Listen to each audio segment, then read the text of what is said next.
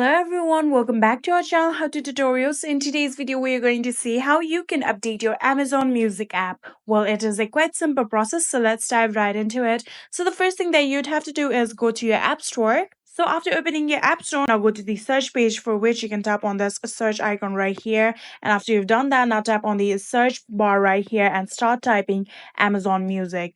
After you've typed that, now tap on the search button on your keyboard, and then here you will be able to see the official app of Amazon Music. You can simply just tap on it. And after you've tapped on it, here you can see currently there is the option of open because my application is up to date. If your application needs any kind of update, there will be the option of update. You can simply just tap on it, and then this will take you some few times, maximum of 1 minute. Then the update process will be completed, and then you can see the option of open just like this. In order to open the app, you can simply just tap on this option like this, and then the Amazon Music app will be opened on your phone.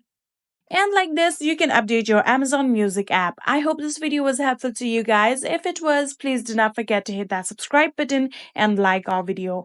Thank you so much for watching. See you in the next.